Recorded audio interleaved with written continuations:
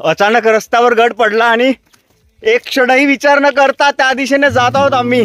कधी कधी प्रवासात अनिश्चित गोष्टी घडतात आणि त्या प्रवासाला अविस्मरणीय करतात। जय शिवराय, मी होमराज आणि आम्ही बाईकने महाराष्ट्र भटकंती करत आहोत। काल श्रीमान रायगड बघून आज आम्ही जात आहोत महाराष्ट्रातील सर्वात उंच शिखर बघण्यासाठी। मित्रांनो, धुक्यातून गाडी जात आहे आमची, रस्ता दिसत नाही। सकाळच्या धुक्यातून नागपूरची पॅशन निघाली रायगडच्या रोडाने आणि थांबली एका नदीजवळ। मस्तपैकी आंघोळ केली आणि गरमागरम सूप बनवून नाश्ता केला और निकल पडे मंजिल की ओर। वाटेत एक डोंगर गड असल्यासारखा भासत होता। मग गुगलवर चेक केला तर निघाला सारसगड।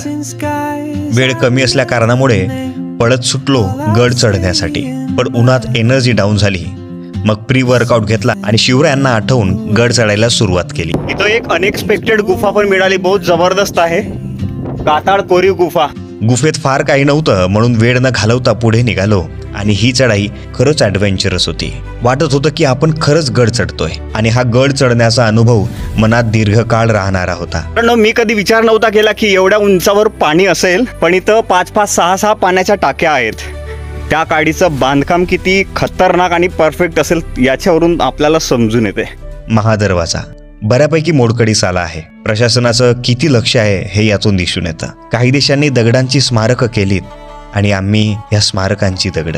गडावर छोटासा तलाव आहे आणि एक मंदिर, त्यात शिवाजी महाराजांची मूर्ती आहे। आकाशने दिवा लावून पूजा केली आणि शंखनाद केला।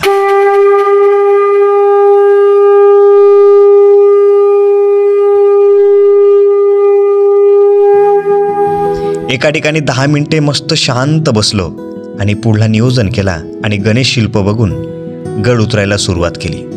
ज्या ताईच्या घरी बॅग्स ठेवल्या त्या ताईंनी पाणी दिलं, मग पाणी पिऊन निघालो पुढल्या प्रवासासाठी। पुढल्या व्हिडिओसाठी फॉलो आणि सबस्क्राईब करून ठेवा। धन्यवाद।